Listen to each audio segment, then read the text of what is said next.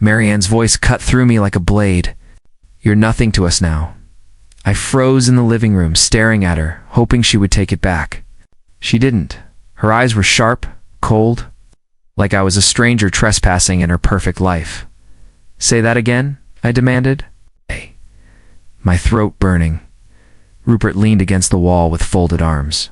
His face carried that smug, practical calm that always made me feel small. She's right, he said flatly. You've brought nothing but shame. We can't carry your weight anymore. My weight? My chest tightened. I spent years carrying both of you when things went wrong. When you lost jobs, when you had debts, when you needed a place to sleep. Did you forget that? Marianne crossed her arms and tilted her chin. You were useful then? You're a burden now. We're done pretending. My head spun. I stepped closer, desperate for even a flicker of care. Marianne, I'm your brother. Rupert, you're my blood. If you walk away from me now, I have nothing. Rupert's jaw tightened. Then get used to nothing. I have a career to protect. Marianne has her image to maintain. You're a liability. I clenched my fists. A liability? I nearly destroyed myself trying to be what you wanted. I went to rehab. I fought to get better. I thought you'd stand by me. You thought wrong, Marianne snapped. Her eyes glimmered with contempt. You're a stain we can't wash off. The words slammed into me harder than any fist could. I felt my stomach twist, my chest hollow. You mean it? You actually mean this? Rupert didn't flinch. We're done. Don't call. Don't show up. Don't use our names. From now on, you're not family. Silence spread between us, heavier than the air I was choking on. My own blood. My own flesh. They watched me crumble like it meant nothing. I whispered, barely able to hear myself. How can you do this to me? Marianne's lips curved into the faintest smile. Easily. My knees weakened. I stumbled back, catching the edge of the sofa for balance. My body shook with rage and heartbreak all at once. You'll regret this. Both of you. Rupert shrugged, like he was brushing dust from his sleeve. Doubt it. I grabbed my jacket, my hands trembling. You've killed whatever was left between us. As I stormed toward the door, Marianne's voice chased me, sharp and final. You were dead to us long before today. The words hollowed me out. I left their house with nothing but a spinning head and a chest that felt torn open. The door slammed behind me, sealing the truth. I staggered outside into the cold air, my breath short and uneven. The world blurred. I leaned against the fence, gripping the wood until splinters dug into my palm. For the first time, I had no one. No family, no anchor. Just silence that screamed louder than their rejection. A soft voice broke it. Are you all right? I turned. A woman stood a few feet away, holding a paper bag of groceries. Her eyes, deep and watchful, studied me like she'd seen through my skin. I'm fine, I muttered, though my voice cracked. You don't look fine, she said gently. She shifted the bag against her hip and stepped closer. They hurt you, I laughed bitterly. What gave it away? She tilted her head, her hair falling forward like a curtain. I heard shouting. I saw your face when you walked out. You don't need to pretend. My chest tightened again, but this time from something else. Her voice was soft yet certain, the kind that carried weight. I shook my head. Why do you care? You don't even know me. Her lips curved, not in pity, but in quiet defiance. Sometimes strangers see what family refuses to. I stared at her, caught between suspicion and a strange pull. She placed the groceries on the fence and wiped her hands against her coat. What's your name? She asked. I hesitated. Does it matter? It does to me, she said, eyes locked on mine. I swallowed hard. It's Gabriel. She smiled faintly. Gabriel. I'm Isla. I blinked, her name lingering on my tongue like it carried its own gravity. Why are you even talking to me? Because you need someone too, she said simply. And right now, I'm the only one here. The honesty in her tone rattled me. I let out a shaky breath. You shouldn't get involved. My life is a mess. Worse than a mess, She leaned on the fence beside me, close enough for me to catch the warmth of her presence. Then maybe it's time someone stood beside you, even if it's not family. I looked down, fighting the sting in my eyes. They told me I was nothing to them, that I was dead to them. Her hand brushed mine lightly, the touch deliberate yet careful. Then they don't deserve you. I froze at the contact. It wasn't pity. It wasn't obligation. It was something fiercer, something almost intimate. My voice came out raw. Why do I believe you more than I believe them? Because I mean it, she whispered. I turned my face to her. And for the first time since I walked out of that house, I didn't feel entirely invisible. Her gaze anchored me, steadied me, even as I struggled to breathe. Her fingers slid closer, covering my hand. My heart kicked hard in my chest. It's torn between shame and an unfamiliar spark. Gabriel, she said, her tone low and unwavering. If they won't stand by you, I will. The world stopped spinning. I couldn't speak. I could only look at her, a stranger who had given me more in a single sentence than my own blood ever had. The bell above the cafe door chimed as we stepped inside. Warm air and the smell of roasted coffee beans wrapped around me, chasing away the chill from outside. Isla led the way, her stride confident, as if she already knew this was where I needed to be. Sit, she said, pointing to a corner booth tucked away from the crowd. I hesitated. You don't even know me. Why are you doing this? Her lips curved faintly. Because you look like someone who needs a table, not a sidewalk. I slid into the booth. The leather seat was cold against my palms. She sat across from me at first, then after a pause, slid around to my side. Our shoulders almost touched. It's too close for comfort, but I didn't move. You always rescue strangers? I asked. She rested her chin on her hand, eyes locked on me. Only the ones worth saving. The waitress came by, placing 2 menus on the table. I reached for mine, but Isla pushed hers aside without looking. 2 cappuccinos, she said quickly. And a slice of carrot cake. I'll share. I raised an eyebrow. You're ordering for me now? Yes, she said simply. You look like someone who wouldn't. When the waitress left, silence hung between us. I fidgeted with the edge of the napkin. Isla leaned in, her perfume subtle, her voice low. So tell me, Gabriel, what did they do to you? My chest tightened at the sound of my name. I hadn't given it to her twice, but she said it like she owned it. You heard enough, I muttered. Family decided I wasn't worth the trouble. She tilted her head. That's a pretty brutal summary.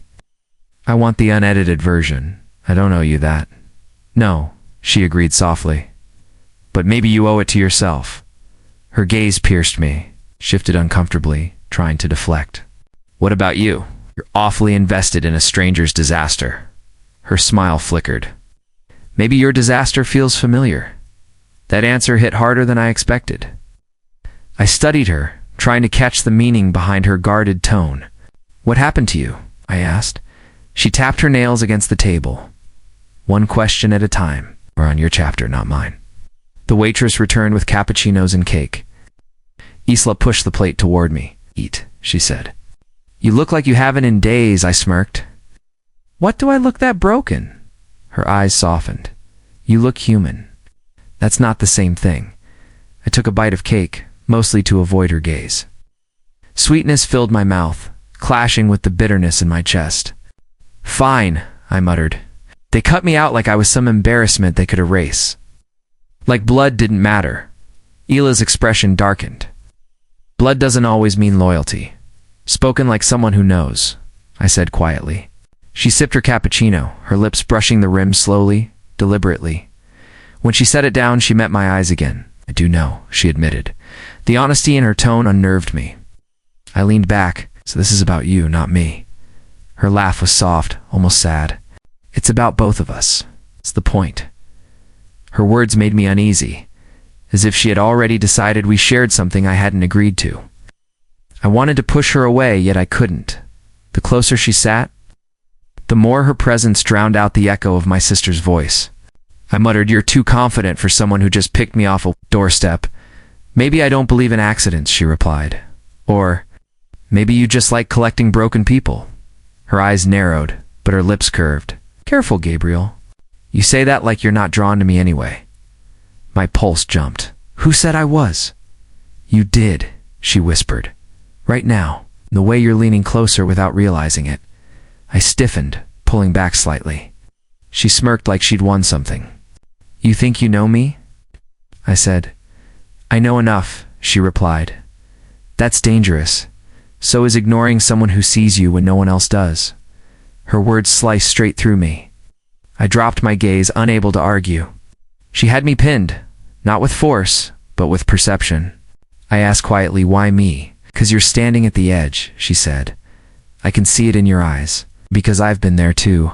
I wanted to ask more, but her phone buzzed on the table. She glanced at it, her smile fading for the briefest second before she silenced it. "Who was that?" I asked. "No one," she said too quickly. I frowned. "Lying already. Deflecting," she corrected. Big difference. My instinct screamed caution. But something about her contradiction pulled me closer instead of pushing me away.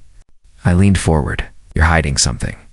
She matched my posture, her face inches from mine. "And you're dying to know what it is." Her breath brushed my skin. The closeness made my thoughts blur, but before I could speak, she pulled back suddenly, laughing lightly. "You should see your face," she teased. "You're either terrified of me or captivated." "Maybe both," I admitted.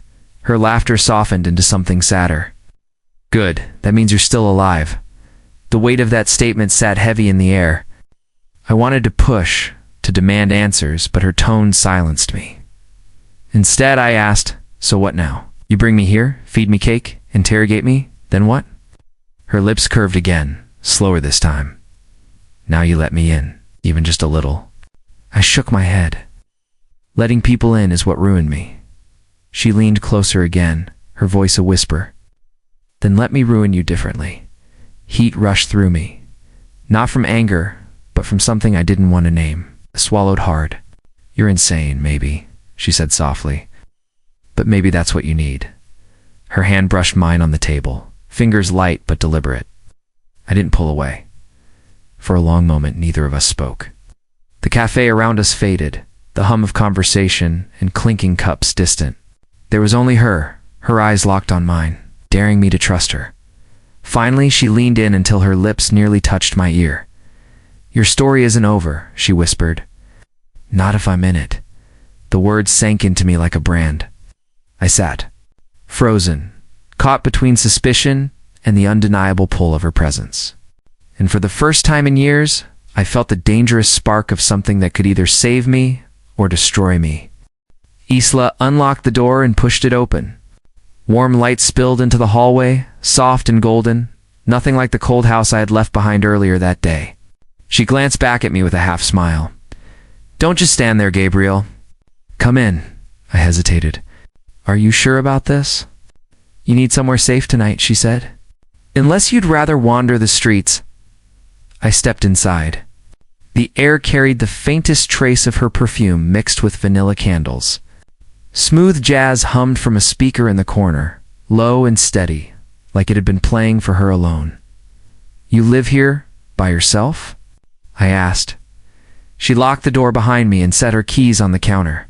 "I don't share well. People have a way of breaking things I care about." I lowered my voice. "Including you." Her eyes flicked toward me, but she didn't answer. Instead, she walked past, brushing against my arm as she did. The contact was brief, but it jolted through me like a spark.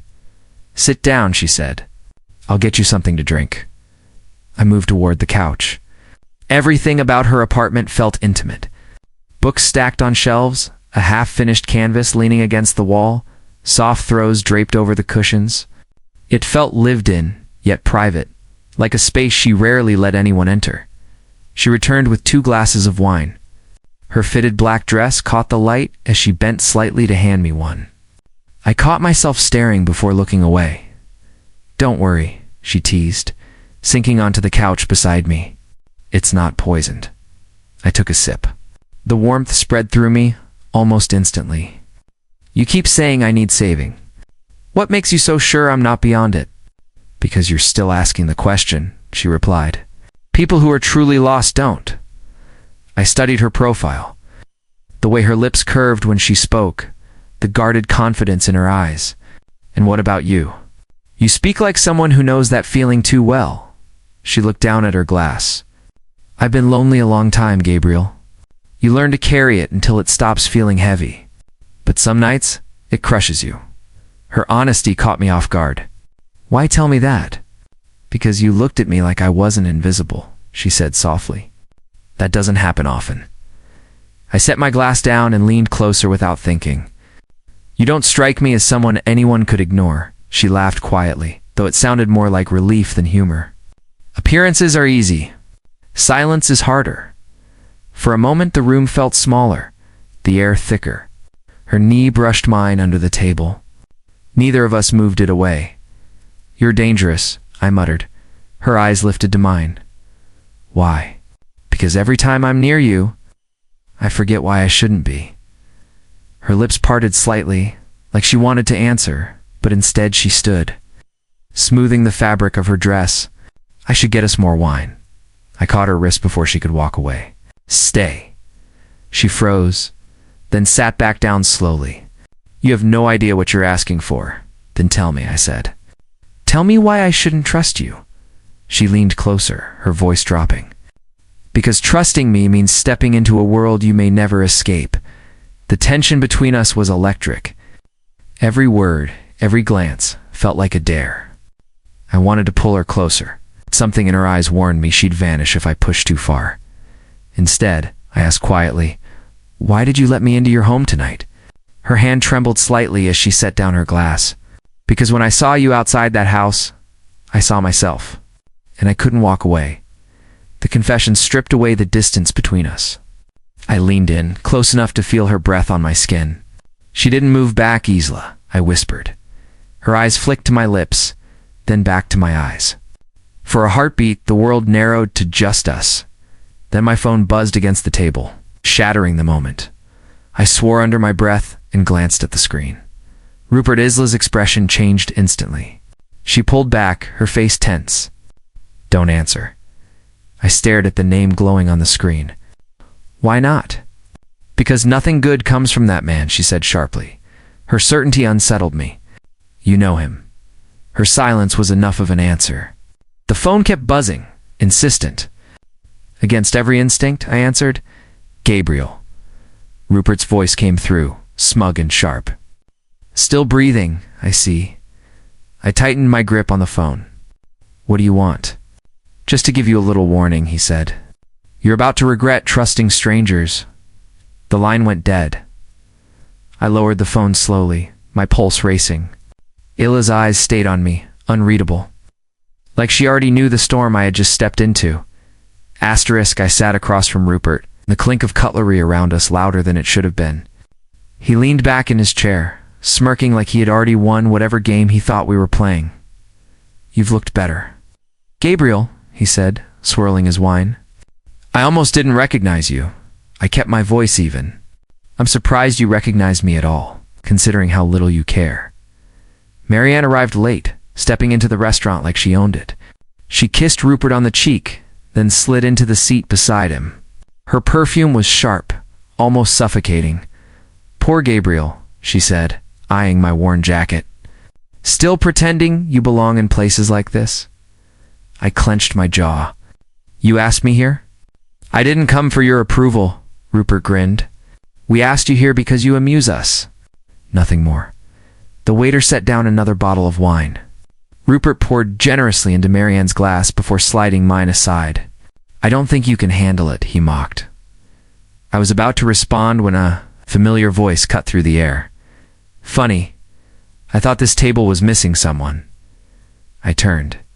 Isla stood there, confident and radiant under the dim lights. My chest tightened. "What are you doing here?" I whispered. She leaned close, her breath brushing my ear. "Protecting you." Marianne stiffened instantly. Her smile faltered. "You." Isla slid into the chair next to me without asking. She crossed her legs, her dress shifting just enough to draw. Rupert stared before she fixed him with a look that made him lower his eyes. "You two never change," Isla said calmly. "Still feeding on Gabriel like vultures?" Rupert's smirk returned, but it didn't reach his eyes. I didn't realize you and my brother were acquainted. Isla sipped the wine Rupert had denied me. We are now. Marianne's nails tapped against her glass. You shouldn't be here. I frowned. You know each other? Neither of them answered. The tension was thick enough to choke on. I turned to Isla. What history do you have with them? She met my eyes, her expression unreadable. The kind that makes your siblings nervous. Rupert leaned forward, his tone sharper now. Careful, Isla. You don't want to remind us of what we know. Marianne's laugh was brittle. Or what we could say. My chest burned with anger. You invited me here just to humiliate me, and now you're dragging Isla into your games. I won't let you. Rupert smirked again, but there was unease behind it. You always were dramatic, Gabriel? Isla reached under the table, her hand brushing mine. The touch steadied me, even as it made my pulse race. You two have no idea how pathetic you look, she said to them. Clinging to power by tearing down your own brother. Do you even realize how transparent it is? Marianne's voice sharpened, cutting through the air. And do you realize how reckless you're being, Isla? You should have stayed gone. The table fell silent. My heart pounded. I stared at Isla, but she kept her eyes on Marianne, her jaw tight, as if the past was pressing in on both of them. Rain hammered against the windows, the storm drowning out the city outside. Isla set down 2 mugs of tea on the low table. Her movements steady, but her eyes restless. Why didn't you tell me you knew them? I asked, my voice sharper than I intended. She sank into the couch across from me. Because it doesn't matter anymore? It matters to me, I said. You walked into that restaurant like you'd been waiting for the chance to confront them. What are you not telling me? She looked away, her fingers tightening around her mug. Your siblings and I have history. That's all. I leaned forward. What kind of history? Her lips curved into something between a smirk and a grimace. The kind that ruins dinners? I set my tea down untouched. Do you think this is a joke? No, she whispered. I think it's dangerous. The storm cracked with thunder, shaking the glass. I swallowed hard. Dangerous for who? You or me? Her eyes finally met mine, dark and unflinching. Both. Silence settled between us, heavy and thick. The storm outside felt like it had moved inside. Filling the space with a charge I couldn't shake, I shifted closer on the couch. Why did you defend me tonight? She hesitated, then said softly, because I saw the way they looked at you. Like you were less than nothing. And I know what that feels like. Her voice wavered at the end. For the first time, she wasn't untouchable. She was vulnerable. I reached out instinctively, brushing her hand with mine. She didn't pull away. Instead, her fingers lingered, curling slightly against my skin. You don't even know me, I murmured. Her laugh was quiet, almost bitter. Maybe I know you better than they ever did. The distance between us disappeared without either of us moving. My chest tightened, my pulse pounding in my ears. You're hiding something, I said. Her breath caught. And so are you. I forced myself to lean back, breaking the pull between us. This isn't fair. You're asking me to trust you while keeping secrets? Her expression softened. I'll tell you everything. Just not tonight. Why not? Because once you hear it, you can't unhear it. And I don't want to lose this before it begins. The room felt smaller, with every word she spoke. Her perfume clung to the air, her warmth pressed into my skin where her hand had touched mine. I shook my head. This feels wrong, does it? She asked quietly. The question hung there, dangerous and tempting. I didn't answer. I couldn't. She shifted closer, her thigh brushing mine, sending a shiver up my spine. The storm raged, the world outside disappearing, leaving only the two of us and the silence that carried everything we weren't saying. Finally, she pulled back, her voice steady again. Get some rest, Gabriel.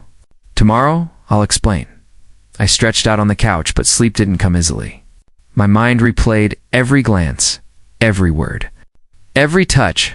Just as my eyes grew heavy, I heard her voice from the kitchen, low and urgent. He can't know yet, she whispered into her phone. My heart jolted awake. Asterisk.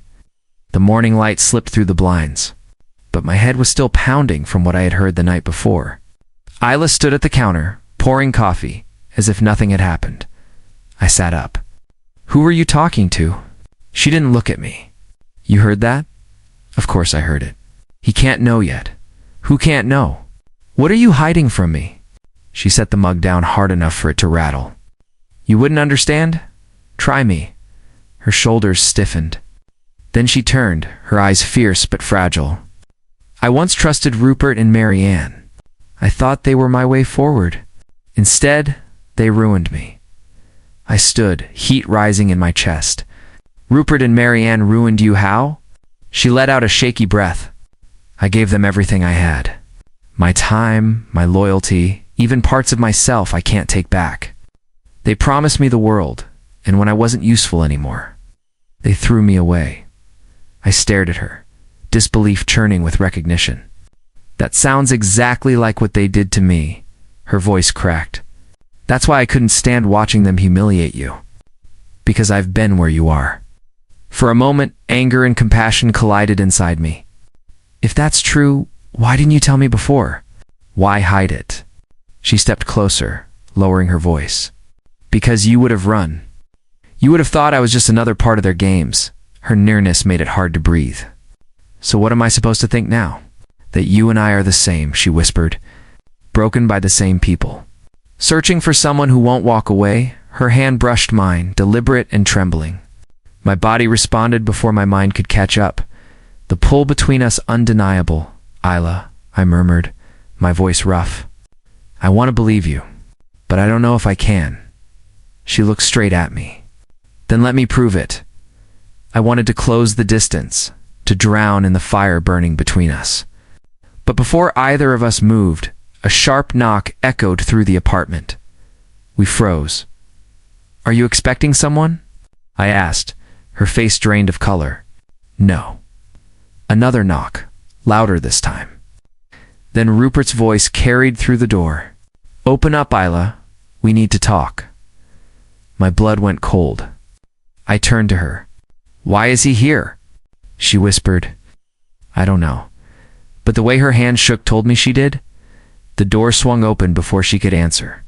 Rupert stepped inside like he owned the place. He glanced at me, then at her, his smirk spreading slow and poisonous. So this is where you've been hiding. I squared my shoulders. What do you want, Rupert? He ignored me, circling the room with casual arrogance. Funny, my little brother and Isla, a pairing I never would have guessed. Leave, I said sharply. He finally looked at me, his smile razor sharp. You really think she's saving you? She's destroying you. Asterisk, the door slammed behind Rupert, leaving a silence that shook louder than his words. My chest felt tight, anger and doubt clawing at me. I turned to Isla.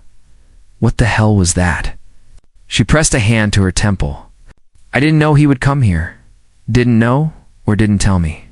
Her eyes flashed. You think I invited him? After everything I told you? Then why did he sound like he still had a hold on you? I snapped. Why did he say, you're destroying me? She stepped closer, her voice low but fierce. Because that's what he does. He twists things until you doubt everyone around you. He wants you alone, broken, easy to control. Don't give him that power. I shook my head. You're asking me to trust you, but you keep pulling away, hiding pieces of the truth. She grabbed my wrist, her touch trembling. Because if I tell you everything, I lose you. And I can't lose you. Her words cut deeper than I expected. You barely know me, her grip tightened. That's not true. I know the look in your eyes when your own blood betrays you. I know the weight of being left behind. Don't tell me I don't know you. The space between us shrank until her breath brushed my lips. My body leaned without permission, drawn to her like gravity. Ela, I whispered. This is dangerous. Her voice trembled. I know. Our foreheads touched, a moment suspended in fire and hesitation. My hand hovered at her waist, her body swaying closer, her lips parting, but she pulled back suddenly, shaking. I can't. My chest burned. Why not? Because if I fall into this, I'll hurt you. And I'm not sure I could forgive myself for that. I swallowed hard, trying to steady my voice. You think you're protecting me, but pushing me away is its own kind of damage. Her eyes glistened. Then maybe I'm already too late. Neither of us spoke after that. The storm outside had passed, but inside the room the air still pulsed with everything unspoken. Later, when she handed me a blanket, I asked quietly, "Where am I supposed to sleep?" She hesitated, then pointed toward her bed. "Here, I can take the couch." "No," I said firmly. "I'll take the couch." Her voice cracked. "Please. I don't want you alone tonight." The fight in me gave way. I lay on one side of her bed, stiff and restless, every nerve alive with her nearness. She faced away, her back rising and falling just inches from me. I didn't touch her. I couldn't, but the line between us blurred until sleep pulled me under. When I opened my eyes, the bed was empty. On the pillow lay a folded note in her handwriting. "Trust no one." The note sat in my hand like it carried a curse. 3 words that turned the air cold. Trust no one. My chest tightened as I read it again and again. Trying to breathe through the storm rising inside me, I dialed Isla's number, my hand shaking. It rang until it cut to silence. I called again. Nothing. I grabbed my jacket and headed out. When I reached the street, I saw Rupert leaning against a black car like he owned the whole block. His smirk crawled under my skin. "Looking for her?" He asked casually. "Where is she?" He shrugged. "She left. Maybe she realized you're not worth the mess." I stepped closer. "What did you do?" He tilted his head. "Funny how you assume it's me. Maybe she just played you the way she plays everyone." My fists clenched. "If you touched her," he cut me off with a laugh. "Relax. She runs back on her own eventually. They all do." I wanted to hit him, but I forced myself to walk away. Giving him the reaction he wanted would only feed his game. At my apartment, Marianne was waiting. She stood by the door with her arms crossed. "You look terrible." "Not the time," I muttered, unlocking the door. She followed me in. "You think I don't know what's happening?" I hear the whispers.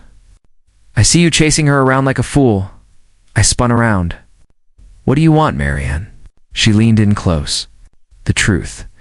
Isla isn't saving you. She's using you." My chest tightened. "That's Rupert's poison. Don't repeat it." Her eyes narrowed. "Open your eyes." She disappears. She hides things. And now she's pulling you away from your own family. That's not love, it's manipulation. I swallowed hard, fighting the war inside me. "You don't know her like I do."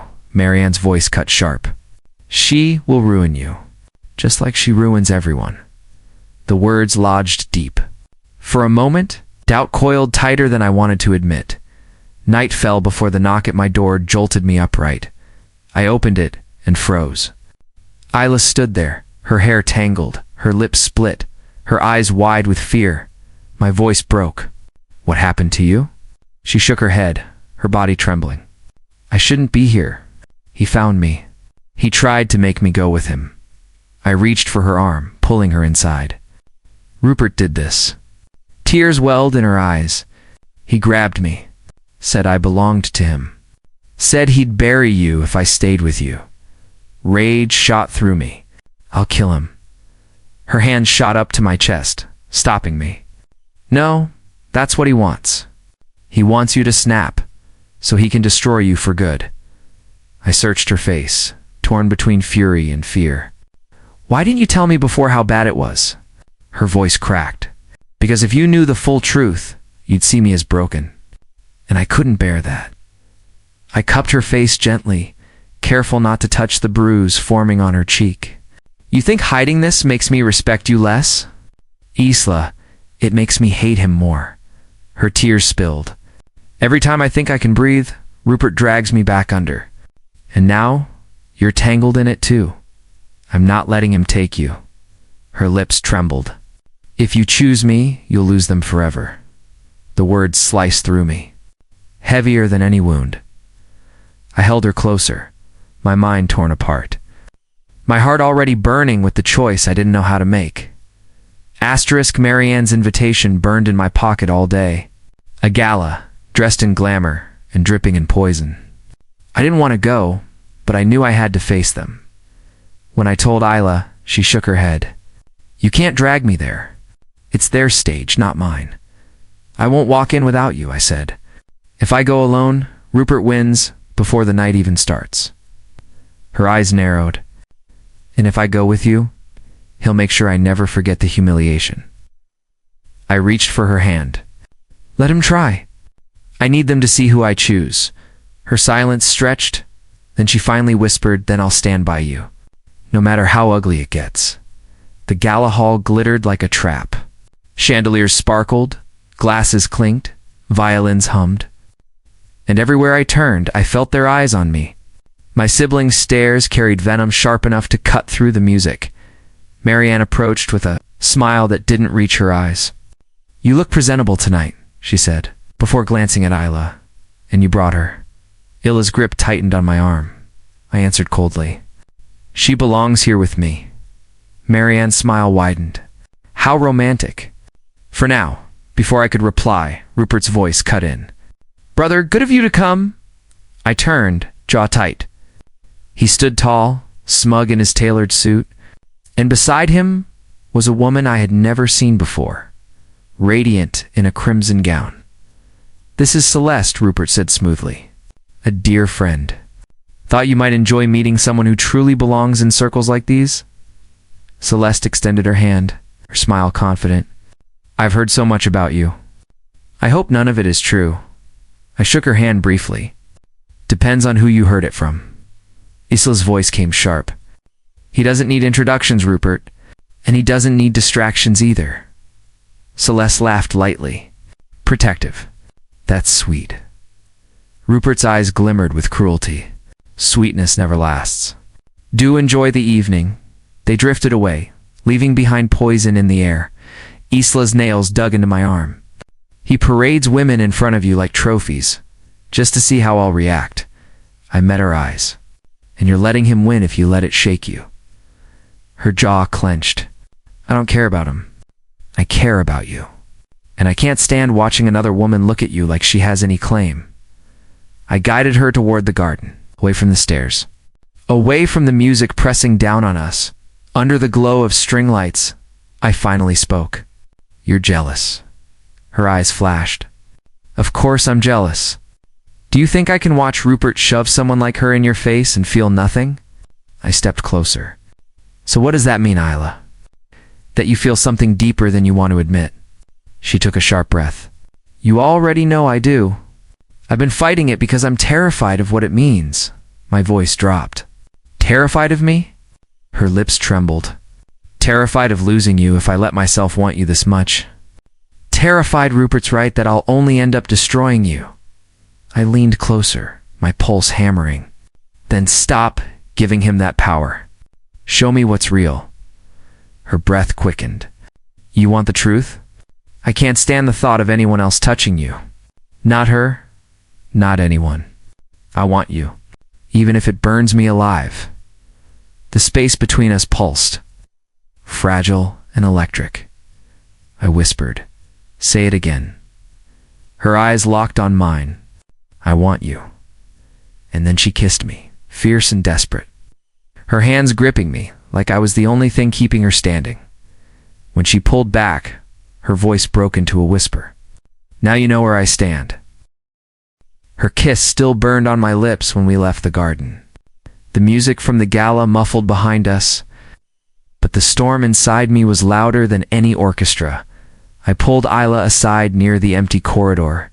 That kiss changes everything. Her chest rose quickly. I know. I tried to fight it, but I can't anymore. Then stop fighting, I said. Say it plain. Do you want this? Her eyes softened, but fear lingered there. I want you. I've wanted you from the moment we met. But if we do this, there's no going back. Rupert will never forgive it, and neither will Marianne. I don't care about them. I care about you. She shook her head. You don't understand? Rupert already destroyed me once. He'll use every weapon to do it again. My voice hardened. Tell me what he did. Her hands trembled as she held mine. My family had a company. We weren't rich, but we were comfortable. Rupert came with promises of partnerships, growth, connections. My father trusted him. Within months, everything collapsed. The contracts were traps, the debts unbearable. We lost everything. My parents split under the pressure. I was left to pick up the pieces. I swallowed the heat rising in my chest. He did that to you? Yes, and Marianne watched. She told me once that my family was never meant to sit at the same table as theirs. Her voice cracked. I swore I would never let them own me again. I cupped her face. You're not owned. Not anymore. Not while I'm here. She searched my eyes. Why do you trust me so easily after everything they've done to you? Because your scars match mine. They tore us apart in different ways, but we're standing in the same ruins. She leaned into me, whispering, then maybe we were meant to find each other here. I kissed her again. Softer this time, a promise more than a surrender. For a moment, I believed we could rewrite everything. But then Rupert's voice cut through the silence. Touching. Truly touching, I spun around. He stood at the end of the hall, hands in his pockets. Smirk carved into his face. You always had a weakness for broken things, brother, Rupert said. But this one is my favorite. Because I broke her first. I stepped forward. Stay away from her. He tilted his head. Or what? You'll fight me here in the middle of a gala. Imagine the headlines. Illa's voice trembled with fury. You already took everything from me. What more do you want? Rupert's smile darkened. What I always want? Control? And you keep slipping out of it. Very inconvenient. His eyes shifted to me. But I have something that might make you reconsider where your loyalties lie. I glared. What are you talking about? Secrets, he said smoothly. The kind you've buried so deep, you convince yourself they're gone. But nothing stays buried with me around. Isla gripped my arm. Don't listen to him. Rupert laughed quietly. She didn't tell you, did she? She never does. Because every step she takes toward you is another step to save herself. You think she kissed you out of love? No, she kissed you because it keeps her in your protection. That's a lie, Isla snapped. He ignored her. His eyes pinned me in place. You really think she saved you? No, she was always saving herself. The words lodged in my chest like glass. Isla's hand shook against mine. But I couldn't tell if she was holding on to me or if I was holding on to her. Asterisk. The ballroom lights burned like interrogation lamps. Every guest's eyes turned toward me as I stepped onto the platform beside Rupert and Marianne. The clinking of glasses and shallow chatter died. Silence swallowed the room. Rupert leaned close, smiling for the crowd. Careful. This stage belongs to me. Not anymore, I said, loud enough for every corner to hear. Marianne's lips barely moved. You'll regret this. I faced the crowd. My name is already stained by their whispers. Tonight, I clear it. Not with excuses, but with truth. Gasps rose. Murmurs rippled. Rupert kept his perfect grin, but I saw the twitch in his jaw. You've painted me as weak, reckless, broken, I said. But who among you knows the cost of trusting them? Rupert lifted his glass. Don't embarrass yourself. These people don't care for sob stories. I grabbed the microphone. They care about justice. Rupert bled companies dry with false contracts, stripped families of dignity, and left them in ruins. Marianne stood by, profiting from their pain. My family betrayed not just me, but anyone who dared to trust them. A man shouted from the back. My father lost everything because of you. The room erupted. Faces twisted with recognition, old wounds surfacing like scars ripped open. Rupert's smile cracked. Marianne's voice cut sharp. Lies. All lies. He's projecting his failures onto us. I stepped closer to her. Then explain why Ila's family lost their company after Rupert's promises. Explain why you told her she didn't belong at your table. Explain why every person you touched walked away destroyed. Eyes turned to Isla at my side. She raised her chin, steady, beautiful, unshaken. My father trusted them, Isla said. We lost our home, our livelihood, and our name. Rupert called it business. Marianne called it fate. I call it cruelty. Rupert barked a laugh. Oh, please. She clings to you because she has nothing left. I stared at him. She has me. That's enough. The crowd cheered, a wave of support hitting harder than I imagined. For once, I wasn't alone. Rupert's mask shattered. You think you're strong now? You're a fool propped up by scraps. Family is power. Without us, you're nothing. I stepped so close, I felt his breath. Then I'd rather be nothing than tied to you. The crowd roared. Phones lifted, flashes caught every word.